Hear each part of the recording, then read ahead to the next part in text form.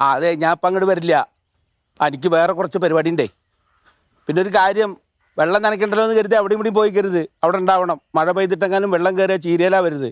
അപ്പോൾ ചാല് നന്നായി വെട്ടിയിട്ട് അങ്ങോട്ട് ആ വെള്ളം തിരിച്ചു വിട്ടേക്കണം. പിന്നെ അമീദിൻ്റെ പറമ്പിലേക്ക് വിടല്ലേ. കേരളം തമിഴ്നാട് പോലെ അവനായിട്ട് തല്ലുകൂടാൻ വയ്യ, അതാ പറഞ്ഞത്. ആ കാര്യമൊക്കെ പിന്നെ പറയാം, ഞാൻ വന്നിട്ട് പറയാം കേട്ടാ. ആ ശരി. അനക അനക, ഈ വണ്ടിക്ക് വല്ല കവറും മേടിച്ചിട്ടുണ്ട്. നീ ഇവിടെ ഉണ്ടാ? ഇതെങ്ങോട്ട് പോയില്ലേ? ഒരു പരിപാടിയില്ല. ആ മഴയും ചളിയായിട്ടേ പാർട്ടി ഓഫീസിന്റെ ഓട് കുറെ പൊട്ടിയിട്ട് ചോർച്ച. ഇനി അത് മാറ്റാണ്ട് അതിനകത്ത് കയറാൻ പറ്റില്ലേ? തൽക്കാലം പാർട്ടി പരിപാടികളൊക്കെ കുറച്ച് ദിവസത്തേക്ക് മാറ്റി വെച്ച്. എനിക്കിപ്പോ അങ്ങനെ ഈ മഴ ഇങ്ങനെ ഇടയ്ക്കിടയ്ക്ക് പെയ്യോണ്ടേ ഇപ്പൊ ചീരയൊന്നും നനയ്ക്കണ്ടല്ലോ. എന്തേ അവിടുത്തെ വിശേഷം? വെള്ളം കയറിയാ? വെള്ളം മഴ പെയ്യുമ്പോ അങ്ങനെ കയറുമ്പോ ചാല് കയറി ഇവിടെ അവിടെ 1-2 ആളുണ്ടല്ലോ. എങ്ങോട്ടാ വെറുതെ ഇറങ്ങിയതാ? ഞാൻ മറ്റേ ഈ നമ്മുടെ ഈ വേലായുധ മേനോന്റെ വീട്ടില് മറ്റേ ഈ കാന്താരി മുളകിന്റെ തെയ്യുണ്ട് എന്ന് പറഞ്ഞു. അത് മേടിക്കാൻ വേണ്ടി വന്നാ. അത് മേടിച്ചിട്ട് അങ്ങനെ പോണം. ഇപ്പൊ വെറുതെ അങ്ങോട്ട് കയറിയത്. പോവോ? ഉടനെ പോവോ? പോണം പിന്നെ പോണം. വീട്ടിൽ പോണം. എന്നിട്ട് അവിടുന്ന് നേരെ ചീരത്തോട്ടത്ത്. അമ്മായി എന്താ പറയണ്? അവള് സുഖമായിരിക്കുന്നു. നീ എങ്ങോട്ടും പോണില്ലേ? ഇല്ല, ഇന്നിപ്പോ പരിപാടിയൊന്നും ഇല്ല. ഇന്ന് നാളെ മറ്റന്നാൾ 2 ദിവസത്തെ പരിപാടി. അൻസാർ ഒരു സ്ഥലം നോക്കാൻ വേണ്ടിട്ടേ. നന്നായി. അല്ല, അതിപ്പോ അല്ലേ വൈകിട്ട്. അത് നിർബന്ധം അതൊന്നും നടക്കൂല. അൻസാറിന്റെ കൊട്ടേഷൻ എല്ലാം മൊണ്ടി കൊട്ടേഷൻ. അതേ നമ്മളെ സമയം കളയാൻ തന്നെയാണ്. നീ വരുന്നില്ലേ?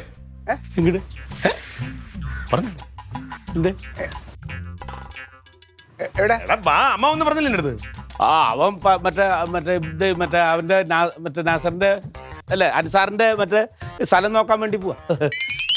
എടാ വരമ്പിലേ കുറച്ച് മീൻ കിടക്കണം. മീൻ വെട്ടാൻ പോവാം. പണ്ടത്തെ പോലെ നമുക്ക് സിദ്ധാർത്ഥനെ കൂട്ടി പോവാന്ന് എല്ലാരും കൂടി ചേർന്ന് മീൻ വെട്ടി പൊളിച്ചെടുക്കാം. മീൻ പിടിക്കാൻ പോണ ആരും പറഞ്ഞില്ലേ? ഒരു തോർത്തെടുത്തോ.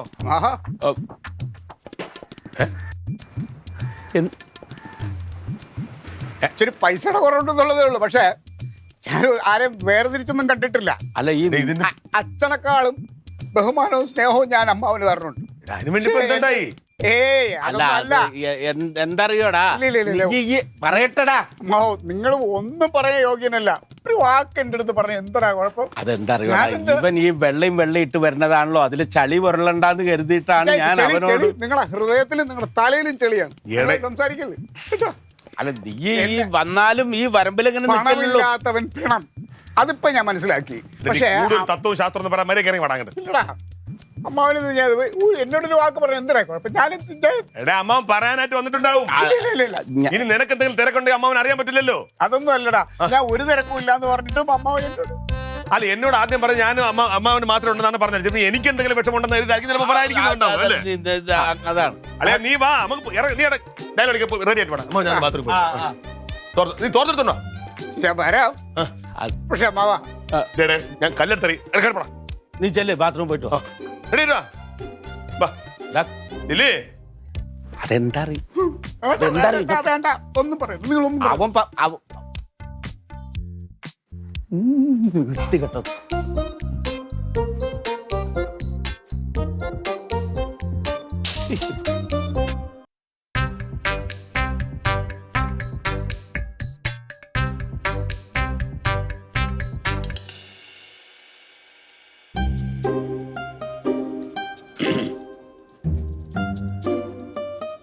അൻസാറേ, നമ്മളെ ആ പ്രസാദിന്റെ മറ്റേ വസ്തു കാണാൻ പോവാന്ന് പറഞ്ഞില്ലേ? ഇന്നും നടക്കൂലടയാ. ആ ചെറിയൊരു പ്രശ്നം. അല്ലല്ല, ഒന്നുമില്ല. അമ്മാവിൻ്റെ ഒരു ചെറിയൊരു ആവശ്യം. നമുക്കത് നാളത്തേക്കാക്കാം. നാളെ നിനക്ക് തിരക്കാണെങ്കിൽ മറ്റന്നാൾക്ക്. എനിക്ക് മറ്റന്നാൾ കുഴപ്പമൊന്നുമില്ല. അങ്ങനെ ആയിക്കോ.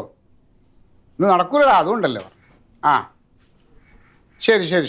ഓക്കെ.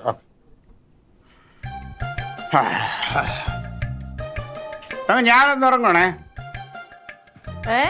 ഞാനേ ഒരു ആവശ്യമുണ്ട്, അത്യാവശ്യം. ഒരു ചെറിയൊരു പ്രശ്നം. എന്ത് പ്രശ്നം? എവിടെ പോകുന്നു?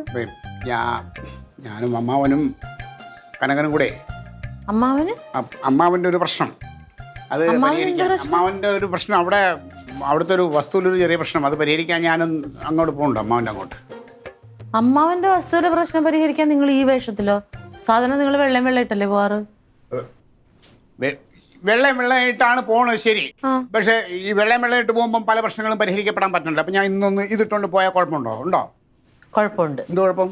നിങ്ങൾ ഈ കിടന്ന് ഇവിടെ തപ്പിത്തടയണ കാണുമ്പോഴേ മനസ്സിലാവുന്നുണ്ട് അതിനകത്ത് എന്തോ കുഴപ്പമുണ്ട്. എവിടെ പോവാന്ന് സത്യം എന്നോട് പറഞ്ഞു. കർത്താവ് ഞാനേ ഉള്ള കുട്ടിയല്ല, ഞാൻ പ്രായപൂർത്തിയായ ഒരു ആളാണ്, യുവാവാണ്. ആണല്ലോ, ഞാനും ഉള്ള കുട്ടിയല്ല, ഞാൻ പ്രായപൂർത്തിയായ ഒരു സ്ത്രീയാണ്. എനിക്ക് നിങ്ങൾ കള്ളത്തരം പറയണ നിങ്ങളുടെ കണ്ണൊരു സൈഡിലോട്ട് പോയാൽ എനിക്കറിയാം എന്തിനാന്ന്. ആ എന്ത് പറ, എങ്ങോട്ട് പോവാന്ന് പറഞ്ഞിട്ട് പോ. ഇടി സുരേഷിന്റെ വീട്ടിന്റെ ബാഗിൽ കുറെ വയൽ കിടപ്പുണ്ടല്ലോ, ആ വയൽ ആറ്റിന്നുള്ള വെള്ളം കൊണ്ട് കയറി കിടപ്പുണ്ട്. അപ്പൊ ആറ്റിലെ മീനൊക്കെ ഇങ്ങോട്ട് വയലിലോട്ട് കയറി കണ്ടെങ്കിൽ പലതായിട്ട് കിടപ്പുണ്ട്.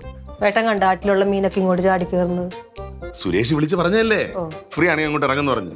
ഞാൻ അമ്മാവൻ്റെ അടുത്ത് പറഞ്ഞു. അപ്പൊ അമ്മാവന് ഞാൻ ഇപ്പൊ ക്ലീറ്റോ ഉണ്ട്, ഞങ്ങള് പോയിട്ട് അടിപൊളിയായിട്ട് ചൂണ്ടയിട്ടും കത്തിക്ക് വെട്ടിയും ഒക്കെ സാധനം എടുക്കും. പുഴമീൻ കഴിച്ചിട്ട് എത്ര നാളായെന്നറിയാം. അപ്പൊ വെള്ളത്തിലുള്ള പരിപാടി തന്നെ. വെള്ളത്തിലെ മീൻ പിടിക്കാൻ പിന്നെ വെള്ളത്തിലല്ല കരയെന്ന് പിടിക്കാൻ. ആ വെള്ളത്തിലെ പരിപാടിയല്ല, മറ്റേത് കണ്ടുപിടിക്കും. അയ്യോ കണ്ണിങ്ങനെ വിഴിഞ്ഞു വരുവാ. ഇതൊന്നും ആർക്കും മനസ്സിലാവത്തില്ല. പിന്നെ മനസ്സിലായി ചോദിക്കേണ്ട കാര്യമുണ്ടോ? ഏട്ടാ ഒരു ദിവസം കിട്ടുന്നതാണ്. ഏട്ടന് ഇവിടെ നിന്നൂടെ? എന്തൊക്കെ പറയാ, നല്ലുവിന്റെ യൂണിഫോം ഭയങ്കര ടൈറ്റ് ആണ്, അതൊന്ന് കൊണ്ടുപോയി ശരിയാക്കിട്ട് വരാം നമുക്ക്. എന്ത് ഇവിടെ അവർക്ക് നല്ല തയ്യലുണ്ട്, ആ ചേച്ചിക്ക് നോക്കിയിട്ട് പറ്റണില്ല, അതല്ലേ.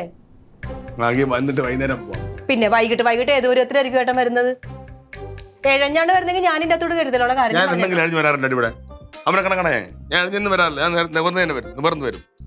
ഒരു കാര്യം ചെയ്യോ, കുറച്ച് മുളക് മല്ലിപ്പൊടി എല്ലാം റെഡിയാക്കി വെച്ചാരെ. എന്തിന്? പുഴമീനെ വരഞ്ഞ് പോണുള്ള എന്തെങ്കിലും കൊണ്ടുവരണം. കൊണ്ടുവരുന്നേ, നീ തയ്യാറായിരുന്നോ? തോർത്തോടെ കിടക്കുന്നത് ഏത് തോർത്ത്? അവിടെ പല ആവശ്യങ്ങളും. ചീത്ത തോർത്തെടുക്ക്. KSFയുടെ പുതിയ ഹാർമണി ചിട്ടി ചേരണം ഇപ്പൊ തന്നെ.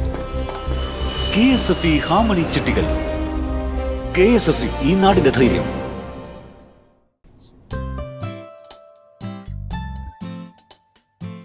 സാറേ, മാഡം, ആരുമില്ല. നമസ്കാരം. അതെ, ഞാൻ കുറച്ച് വീട്ടു സാധനങ്ങൾ കൊണ്ടുവന്നു. മല്ലിപ്പൊടി, മുളക് പൊടി, വീട്ടിലേക്ക് ആവശ്യമുള്ള എല്ലാ സാധനങ്ങളും. മാഡത്തിനൊന്ന് വിളിച്ചാൽ കാണിച്ചു കൊടുക്കായിരുന്നു. ഇതൊക്കെ ഇവിടെ ഒരു കടണ്ടേ, അവിടെ മാസം കൊടുത്തിട്ട് ഒത്തിച്ചു മേടിക്കുക. അതറിയാം, പക്ഷെ എന്നാലും ഇതൊന്ന് കാണിച്ച് മാഡത്തിന് ജസ്റ്റ് ഒന്ന് കാണിച്ചു കൊടുക്കാലോ. ഇതിലേ ഈ ചീരയ്ക്ക് ഉള്ള വളം, മാരകമായിട്ട് വിഷമില്ലാത്ത സാധാരണ വളം എന്തെങ്കിലും ഉണ്ടോ? അത് മുന്നേ കൂട്ടി സാറ് ബൾക്കായിട്ട് പറയുകയാണെങ്കിൽ ഞാൻ അറേഞ്ച് ചെയ്യാം. ഇതൊന്നും എനിക്ക് കാണിച്ചു കൊടുക്കാൻ പറ്റുമോ മാഡം? അതെന്താ, എനിക്ക് വേണ്ടത് ഈ ചീരയുടെ വളം, പാഴം കന്ന്, പിന്നെ അതേമാതിരി മറ്റേ പച്ചക്കറി തൈകൾ, അതൊക്കെ ആണെങ്കിൽ നമുക്ക് നോക്കാറുണ്ട്. ഇതൊന്നും കാണിച്ചെടുക്കാൻ പറ്റുമോ സർ?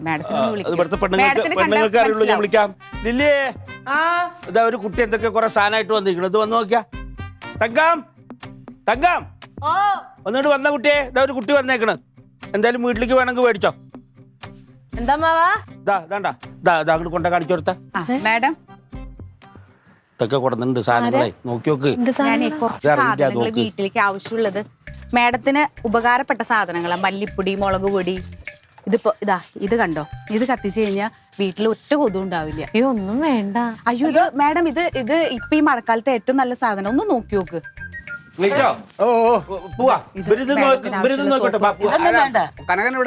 കനകം വരുന്നുണ്ട്. എങ്ങോട്ടാ മാവാ ശരിക്കും പോണേ? ഞാനേ മറ്റേ പോലീസ് സുരേഷ് ഇല്ലേ, എന്റെ കൂട്ടുകാരൻ, അവന്റെ വീടിന്റെ ബാക്കില് തോടുണ്ട്, അത് നിറഞ്ഞിട്ട് പാടത്തേക്ക് വെള്ളം ഒഴുകുകയാണ്. അവിടെയാണ് അപ്പൊ അമ്മാവിന്റെ ചീരപ്പാടത്തല്ലേ തർക്കം? അല്ല, അത് വേറെ, അത് വെള്ളം തിരിച്ചുവിടാൻ ഞാൻ പറഞ്ഞിട്ടുണ്ട്. ഇത് ഇവിടെ ഒരു തർക്കമുണ്ട്, അപ്പൊ വിളിച്ചിട്ടുണ്ട്, നമ്മൾ പരിചയക്കാരാണല്ലോ, ചെന്ന് തീർക്കാൻ. ഇനിയിപ്പോ ഒരുപാട് തർക്കിക്കണ്ട, മനസ്സിലായി, പൊക്കോ. മനസ്സിലായോ? പിന്നെ ലോഷൻ ഉണ്ടെങ്കിൽ ഒരു ലോഷൻ എടുത്തു. ലോഷൻ അയ്യോ, ഒന്ന് മേടിച്ച് എനിക്ക് സഹായമാവും. അല്ലെ, ഈ മീൻകറി വെക്കാനുള്ള കൊടംപുളി ഉണ്ടെങ്കിൽ അത് ഒരെണ്ണം എടുത്തു. തർക്കത്തിന് പോണ എന്തിനാ കൊടംപുളി? കത്തി ഇത് വേണ്ട. കനക സാറേ, അയ്യോ പ്രിയ ടീച്ചറാ, ഇവിടെ ഇപ്പൊ ഇതൊക്കെ തന്നെ പരിപാടി. എല്ലാ വീടുകളും സെയിൽ ചെയ്യാ സാധനങ്ങള്. ജീവിച്ചു പോണ്ടേ? പിന്നെ ഇല്ല മനസ്സിലായില്ലേ? എടി ഞങ്ങളെല്ലാം ഒരുമിച്ചുണ്ടായിരുന്നു പാർലക്കുളി പഠിപ്പിക്കാനായിട്ട്. ആണോ? ടീച്ചറാണ്. നമുക്ക് ഞങ്ങളെ ഒരു സ്ഥലം വരെ പോകണം. ലീലിമ ടീച്ചർ അകത്തിരിക്കണം. നിങ്ങൾ ഞാൻ അങ്ങോട്ട് വരാം. ഇത് പിടിച്ചോ, ഞാൻ അങ്ങ് വന്നോളാം. ഒരു കാര്യം ചെയ്യ്, ഈ സ്കൂട്ടർ ഉണ്ടോ? താക്കോലില്ലേ എൻ്റെ? നാളെ ഹെൽമെറ്റ് വെച്ചിട്ടുണ്ട്, ചാവി അതിനകത്ത്. നീ വരുമല്ലോ. ഞാൻ വരാന്ന്. സമയങ്ങളായിട്ട് അങ്ങോട്ട് വരണം. ഇവനൊന്നും പറ്റില്ല. ഇവൻ വെള്ളം കൂട്ടുകാരിയാണ്. എടാ ഞങ്ങൾ ഒരുമിച്ചായിരുന്നു പാർലക്കുളയില്. അസാധ്യമായിട്ട് പഠിപ്പിക്കും. കൊണ്ടൊരു ബാഗ് നോക്കി വേണ്ടത് മേടിച്ചോളൂ. വാ വരാം. അല്ല സാധനം മേടിക്കാനല്ല.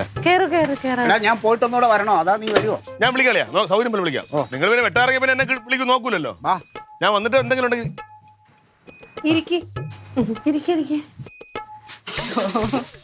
എന്തായാലും ഭയങ്കര സർപ്രൈസ്.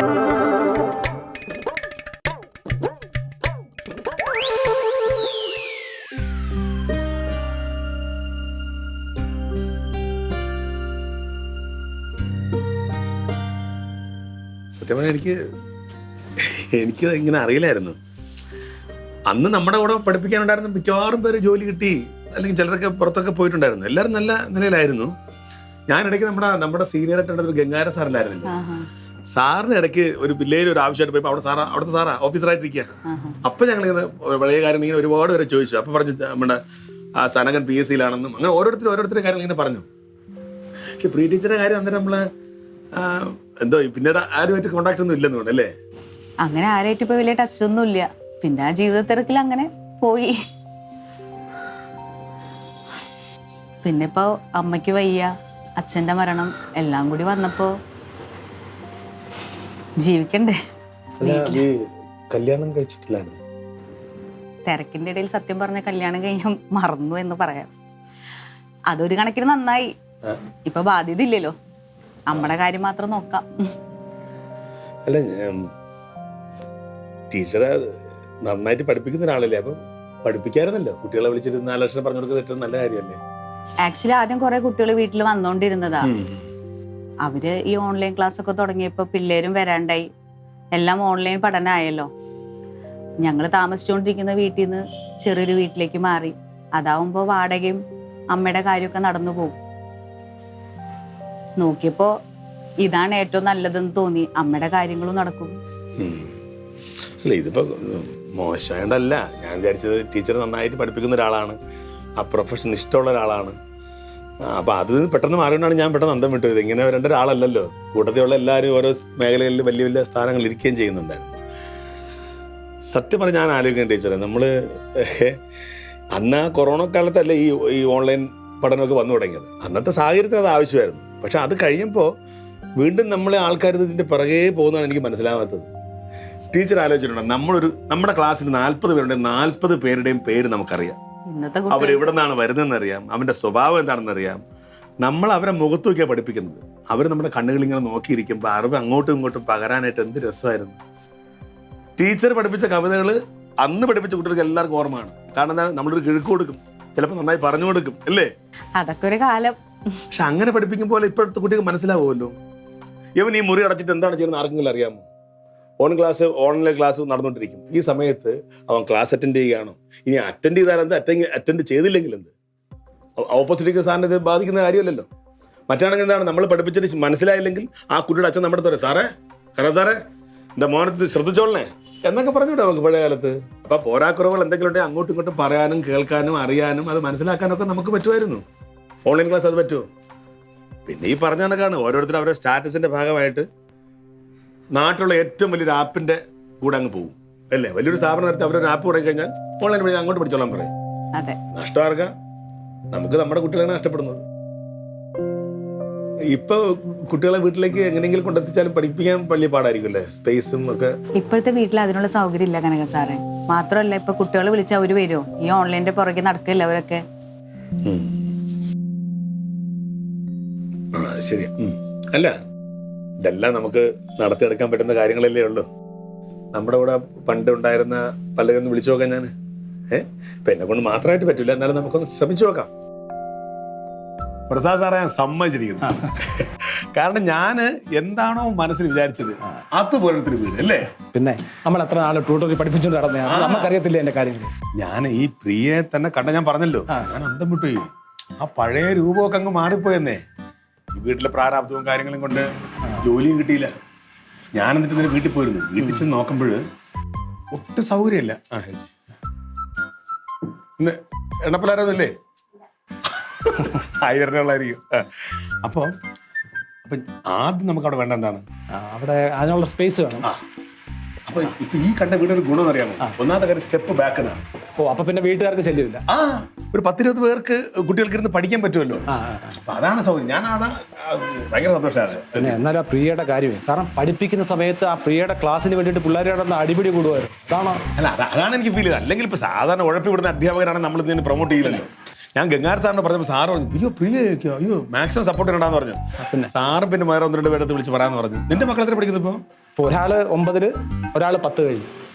കൂടെ അത് ദൂരമല്ലല്ലോ ഈ വീട്ടിലേക്ക്. പിന്നെ നമ്മുടെ പ്രിയയുടെ ആദ്യത്തെ സ്റ്റുഡന്റ് എന്റെ 2 പിള്ളേരായിരുന്നു. അയ്യോടാ, നന്നായി. നമ്മളെ കൊണ്ട് പറ്റുന്ന സഹായം. പിന്നെ തീർച്ചയായിട്ടും. അല്ല, എനിക്കും ഭയങ്കര വിഷമമായി പോയി. കാരണം പ്രിയയ്ക്ക് ഇങ്ങനെ ഒരു അവസ്ഥ എന്ന് പറഞ്ഞപ്പോൾ നമുക്ക് നമ്മളെ കൊണ്ട് പറ്റുന്ന സഹായം നമ്മൾ ചെയ്യുക. പിന്നെ അത്രേ ഉള്ളൂ. നീ ഒരു കാര്യം ചെയ്യ്, നമ്മുടെ സർക്കിളുള്ളടുത്തൊന്ന് പറഞ്ഞേരെ. തീർച്ചയായിട്ടും. എന്നാലും കനകൻ ഇങ്ങനെ ഒരു ബുദ്ധി തോന്നിയത്. ഇനി എന്താ അടുത്ത പ്ലാൻ? അടുത്ത പ്ലാൻ ഒരു 20 വർഷം പുറകോട്ട് ഓടും. 20 വർഷം പുറകോട്ടോ? എന്താ പിള്ളേരെ പിടിക്കാറങ്ങും. പഴയ പരിപാടി, അല്ലാതെ വേറെ മാർഗമില്ലല്ലോ. ചെറിയ പാടായിരിക്കും. പഴയതുപോലൊന്നും ഇപ്പൊ നടക്കും. നടത്തിപ്പിച്ചെടുക്കണമല്ലോ നമുക്ക്. ഇപ്പൊ ഓൺലൈൻ ക്ലാസ്സും അതും ഇതും ഒക്കെ ആയിട്ട് പ്രശ്നം. അത് കുഴപ്പമില്ല, കാര്യങ്ങൾ പറഞ്ഞാൽ മനസ്സിലാവുമല്ലോ. എന്തായാലും സാറിന്റെ വഴിക്ക് നോക്ക്, ഞാനും എന്റെ വഴിക്ക് നോക്കാം.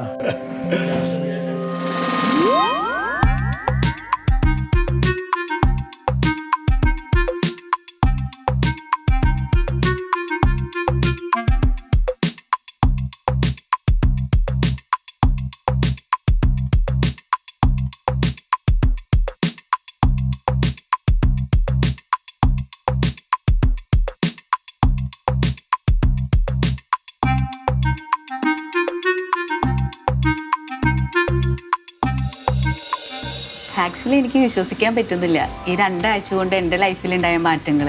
അന്ന് ഇവിടെ വരാനും കനക സാറിനെ കാണാനും പറ്റിയത് ഒരു ഭാഗ്യമായിട്ട് കരുതണേ. ഏട്ടൻ പറഞ്ഞായിരുന്നു. നല്ല പിള്ളേരുണ്ടോ ഇപ്പം? ആക്ച്വലി ആദ്യം തുടക്കത്തിൽ ഒരു 5-8 പിള്ളേരെ ഉണ്ടായിരുന്നുള്ളൂ. ഇപ്പൊ നല്ല റെസ്പോൺസ് ആണ്. ഒരു 10-20 സ്റ്റുഡൻസ് ഒക്കെ ആയിട്ടുണ്ട്. 2 ആഴ്ച കൊണ്ട്. നീ വരും അപ്പൊ അമ്മ ഭയങ്കര ഹാപ്പിയാണ്. വീട്ടിൽ തന്നെ കുട്ടികൾ വരുന്നോണ്ട് ഞാനിപ്പോ ഇതിന് വരുന്നില്ലല്ലോ. അമ്മ ഭയങ്കര സന്തോഷത്തിലാണ്. അല്ലെങ്കിൽ പിന്നെ രാവിലെ അമ്മേനെ ഇട്ടിട്ട് ഇറങ്ങണ്ടായിരുന്നു അല്ലേ? അതെ, ഇപ്പൊ അതിന് ഇതായി. ഒരു ദൈവഗുരുത്താണേ സത്യം. ഈ ടീച്ചർ എന്നൊക്കെ പറഞ്ഞാൽ കുട്ടികൾക്ക് 4 അക്ഷരം പകർന്നു കൊടുക്കണല്ലേ. മാതാപിതാ ഗുരു ദൈവം എന്നാണ്. അപ്പൊ ഈ ഗുരുവിനെ ദൈവത്തെ പോലെ കാണുമ്പോ അതിൻ്റെതായ ഐശ്വര്യം ഉണ്ടാവും. ഏട്ടനെ ഇപ്പോഴും പഠിപ്പിക്കാൻ പോണെന്ന് പറഞ്ഞിരിക്കുക. അതന്നെ ഏട്ടനും ഇഷ്ടം. പിന്നെ ഇതിനൊക്കെ നന്ദി പറയേണ്ടത് എൻ്റെ മരുവനോടാ. എൻ്റെ മരുവനായതുകൊണ്ട് പറയണല്ല. സഹപ്രവർത്തകരുടെയും കൂട്ടുകാരുടെയും വിഷമം കണ്ട അവന് സഹിക്കില്ല. അല്ലെങ്കിൽ തന്നെ കൂടെ പ്രവർത്തിച്ചിരുന്ന ഒരു ടീച്ചർ ഈ അവസ്ഥയിൽ ബാഗ് തൂക്കിയിട്ട് വീട് വിടാന്തരം നടക്കുന്നത് കണ്ടപ്പോൾ അവൻ്റെ മനസ്സലിച്ചത് കണ്ട. അതെ അതെ. എൻ്റെ അതേ സ്വഭാവമാണ് അവനെ. മറ്റുള്ളവരുടെ വിഷമം കണ്ട അവന് സഹിക്കില്ല. കനക സാറിന്റെ ഇടപെടൽ തന്നെ എത്ര ഫാസ്റ്റ് ആയിട്ട് കാര്യങ്ങൾ നടന്നത്. അതേ വന്നല്ലോ. അല്ലെങ്കിൽ 100 വയസ്സാവന്. കുറച്ചേരായി. ഓ, ഞാൻ പെട്ടെന്ന് ലില്ലി വിളിച്ചപ്പോ ഞാൻ ഉള്ള സാധനം മേടിച്ച് നിങ്ങൾ ഇറങ്ങിയ. എങ്ങനെ പോകുന്നു ഇൻസ്റ്റിറ്റ്യൂഷനൊക്കെ? നന്നായി പോകുന്നു. അതൊക്കെ ചോദിക്കേണ്ടത്. ആ മുഖത്തു നോക്കിയ സന്തോഷം കണ്ടറിഞ്ഞൂടെ? നമ്മള് സുധീർ മാഷിന്റെ കുട്ടി വരുന്നുണ്ടല്ലേ? അവരാദ്യം ജോയിൻ ചെയ്തത്. സത്യം പറഞ്ഞാലുണ്ടല്ലോ, നമ്മുടെ നാട്ടുകാർ പാവങ്ങളാ. കൃത്യമായിട്ട് കാര്യങ്ങൾ പറഞ്ഞു കൊടുത്താൽ അവർക്ക് മനസ്സിലാവും. ഈ പൊടിപ്പും തൊങ്ങലൊക്കെ വെച്ച് ആരെങ്കിലും എന്തെങ്കിലും പറയുമ്പോഴാണ് ചാടി പുറപ്പെടുന്ന വരുന്നത്. ഞാൻ സാറിന്റെ സാറേ നമ്മുടെ കുട്ടിൽ ആദ്യം വിടാന്ന് പറഞ്ഞപ്പോൾ സാർ പറഞ്ഞു പിന്നെന്താ നല്ല കാര്യമല്ലേ. അങ്ങനെ സാറും പറഞ്ഞു വിട്ട് കുറെ പേരെ ഞങ്ങൾ 2 വീട്ടിലേക്ക് ഇറങ്ങി. പിള്ളേരുണ്ടെന്ന്. ഏകദേശം 20 കുട്ടികളുണ്ട്. എന്തായാലും ടീച്ചർക്ക് വാക്ക് തന്നിട്ട് പോകുമ്പോഴും എനിക്ക് അത്ര പ്രതീക്ഷ ഉണ്ടായിരുന്നില്ല ഇത്രയും പേര് വരുമെന്നുള്ളത്. എന്നാലും ഒരു ശ്രമം അങ്ങ് നടത്തി. അതങ്ങ് വിജയിച്ചല്ലോ, സന്തോഷമായി. ചായ കുടിച്ചായിരുന്നോ? ചായ കുടിച്ചു. എന്തായാലും 2 പേര് അങ്ങോട്ട് ഇറങ്ങ്. ഞങ്ങൾ പിള്ളേരെ കൂട്ടിട്ട് അമ്മ സുഖായിരിക്കുന്ന? സുഖായിരിക്കും. അമ്മ ഭയങ്കര ഹാപ്പിയാണ്. ആണല്ലേ? ഓ, ഇപ്പൊ വീട്ടിൽ തന്നെ ഉണ്ടല്ലോ ഫുൾ ടൈം. ഇല്ല, ഞാനിപ്പോ ഇറങ്ങാറായി. കുറച്ചു നേരമായി വന്നിട്ട്. ശരി ശരി ശരി.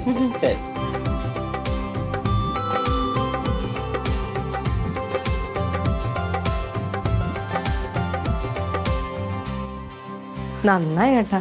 ഇപ്പൊ അവരുടെ മുഖത്ത് എന്തൊരു സന്തോഷമല്ലേ. ഈ സന്തോഷമാണ് ഇനി കുട്ടികളുടെ മുഖത്ത് വരാൻ പോകുന്നത്. അറിവ് എപ്പോഴും ഉണ്ടല്ലോ, അധ്യാപകന്റെ മുഖത്ത് നിന്ന് കിട്ടുന്ന കുട്ടികൾ. അതെ അതെ കറക്റ്റ്.